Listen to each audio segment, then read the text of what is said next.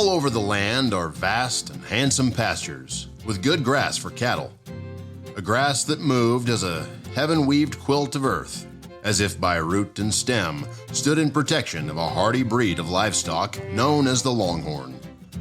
Wild West Podcast proudly presents Trails, Cattle Drives, Cowboys, and Cattle Towns, Part 1, the Longhorn. Please join us at the end of the podcast as we review some interesting facts about the characteristics of the Longhorn.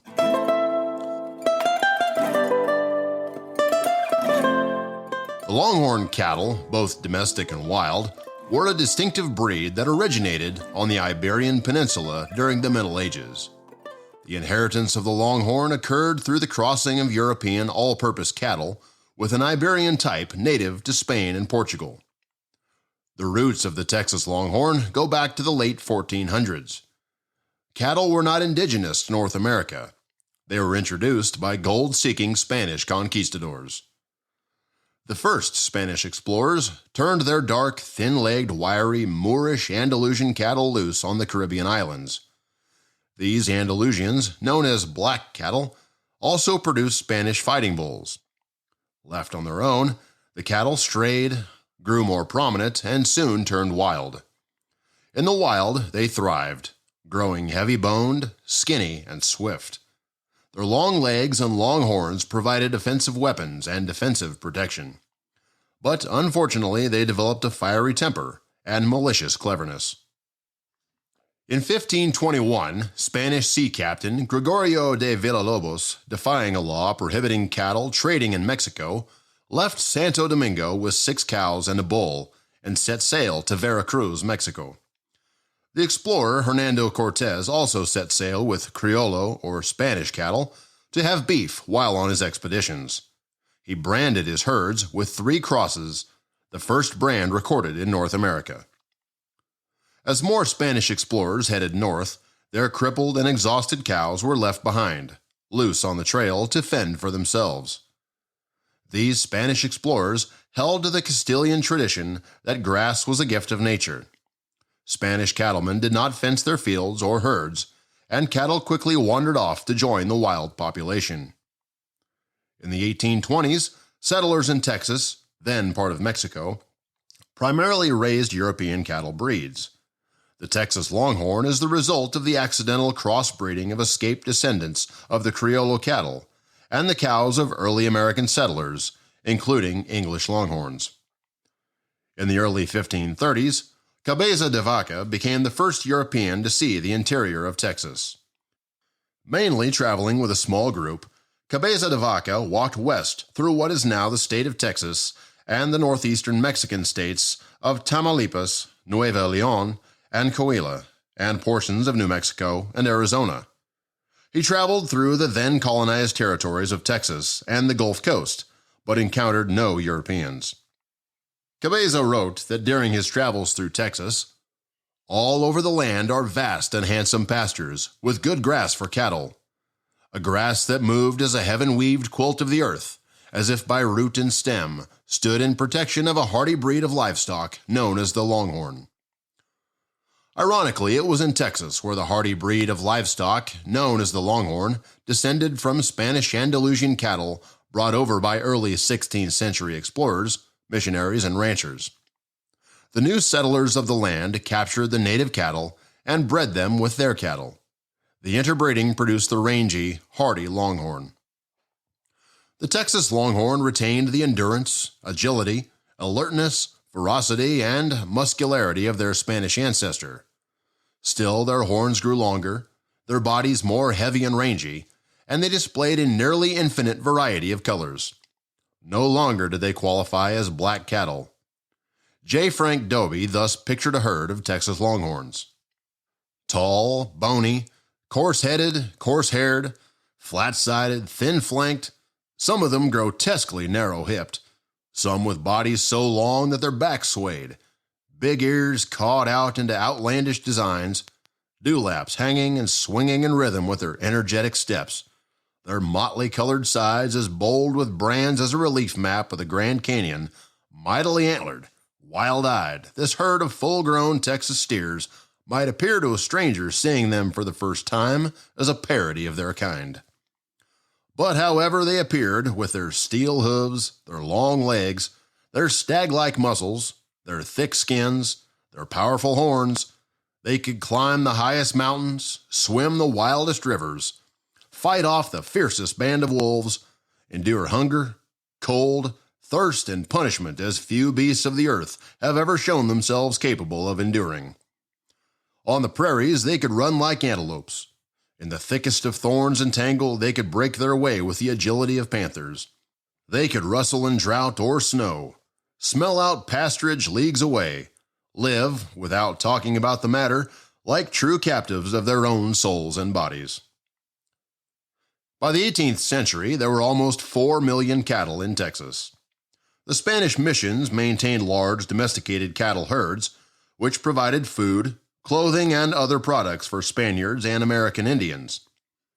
Missions like San Antonio de Bejar and Mission Espiritu Santo were among the earliest ranches in Texas.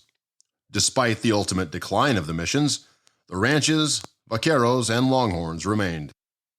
In the days before the Texas Revolution, San Antonio was known by many names.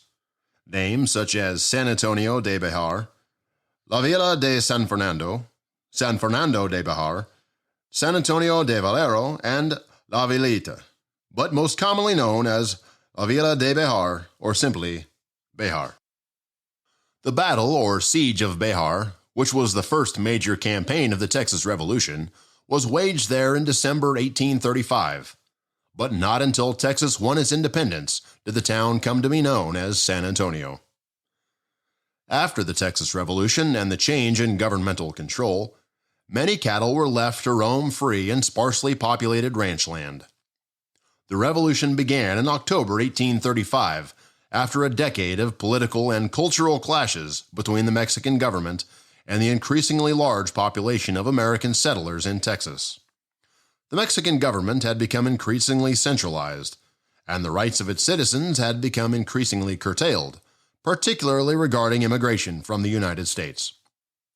Mexico officially abolished slavery in Texas in 1830, and the desire of Anglo-Texans to maintain the institution of chattel slavery in Texas was also a significant cause of secession.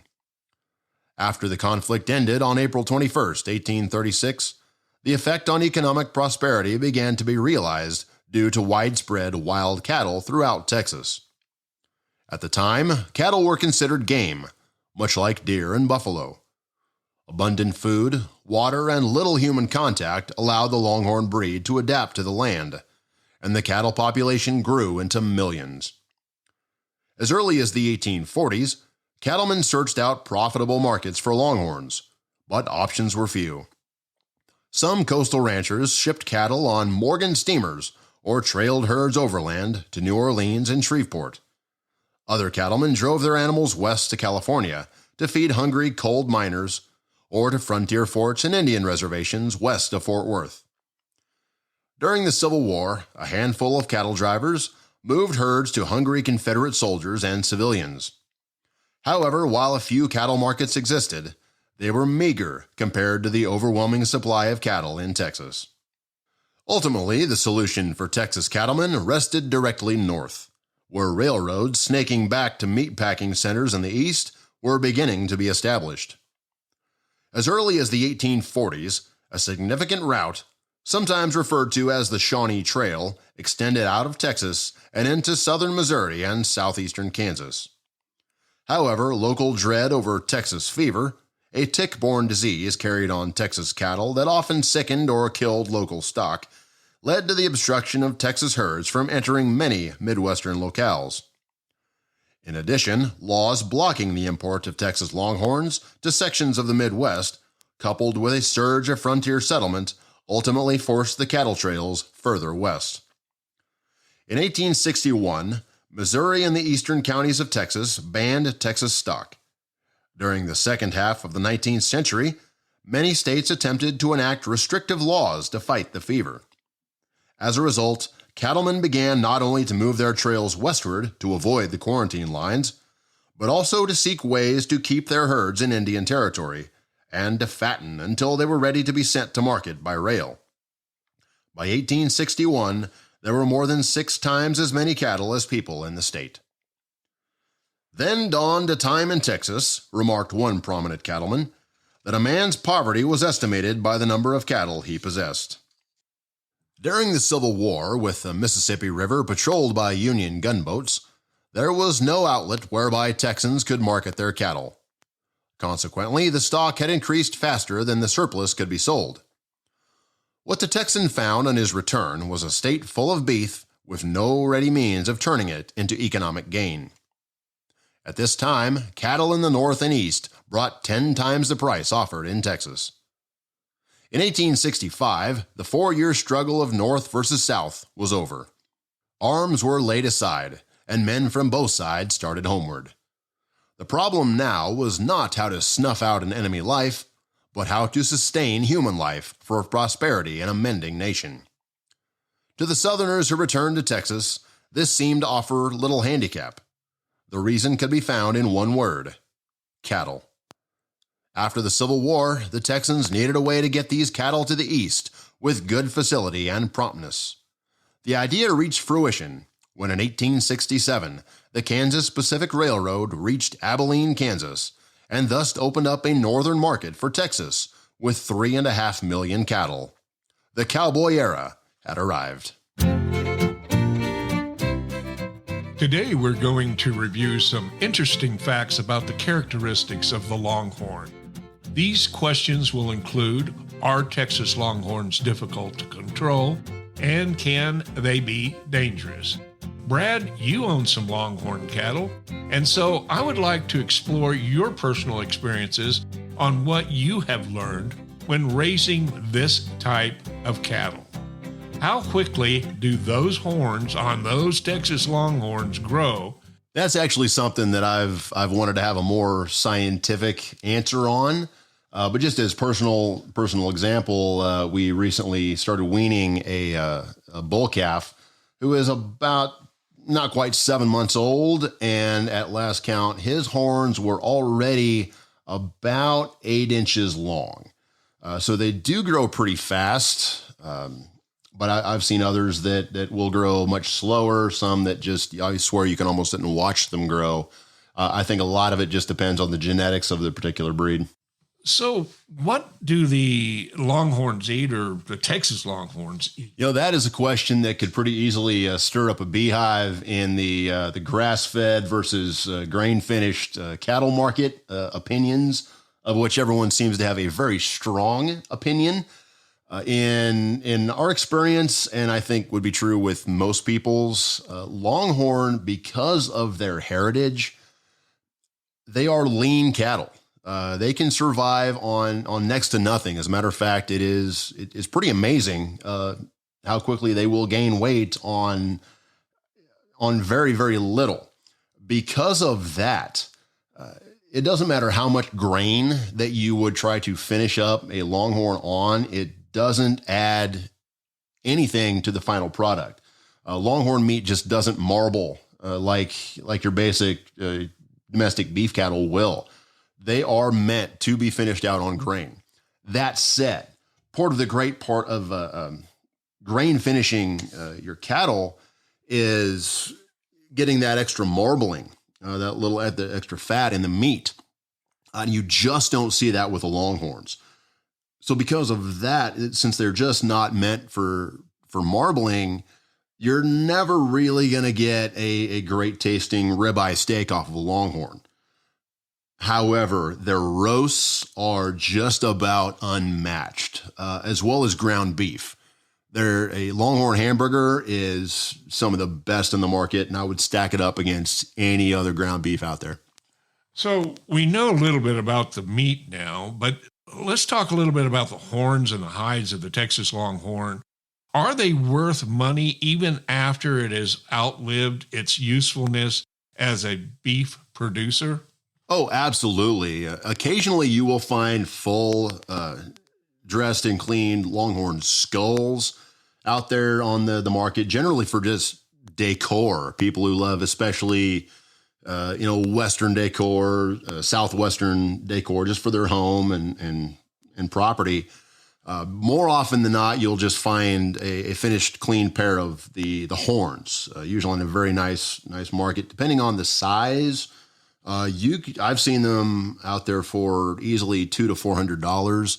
Sometimes, depending on any art or anything that has been done on them post cleaning, you could see them upward for $600 to $1,000.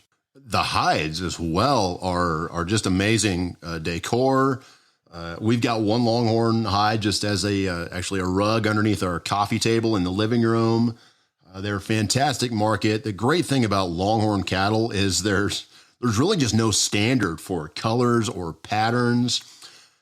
It's just amazing array of patterns and colors you find on Longhorn sides. It's really very beautiful at times. Well, Brad, I have one last question for you about the Longhorn. Are the Longhorns intelligent, and are they easy to work with? Oh, Longhorn are extremely intelligent. They've had to be for the last 500 years. It's their intelligence that has kept them alive. It's just in the wilds of the American Southwest. There's no other breed of cattle, in my experience, that has that same sort of heritage, at least not one that we're using much on the market today. They are and can be actually quite friendly. I know several farmers and ranchers who treat a few head almost as pets and have absolutely no intention of ever sending them to market. Keep them around just because they like having Longhorns, and who doesn't? They are a beautiful, unique breed of cattle, at least especially to this area. They are as wild as they are. They can also be extremely gentle. We've got one cow that every time we go out there, she just happily trots up to see us, wondering what kind of treat we've got out there. Very protective of her young, but once they start to trust you, you can be their best friend for the rest of their life, however long that is planned. That's it for now. Remember to check out our Wild West podcast shows on iTunes Podcast or wildwestpodcast.buzzsprout.com. You can also catch us on Facebook at facebook.com/Wild West Podcast or on our YouTube channel at Whiskey and Westerns on Wednesday. So make sure you subscribe to our podcast listed at the end of the description text of this episode to receive notification on all new episodes. Thanks for listening to our podcast. Join us next time as we explore the early cattle trails of the 1800s and the life and times of Joseph G. McCoy. Come along, boys, and listen to my tale. I'll tell you about my troubles on the old Chisholm Trail. Come a tie-yi, yippee, yippee, yippee, yippee, yay. Come a tie-yi, yippee, yippee, yay. Started up the trail October 23rd. Started up the trail with the M&M herd. Come a tie-yi, yippee, yippee, yippee, yippee, yay. Come a tie-yi, yippee, yippee, yay. Lay-o-do-do-do.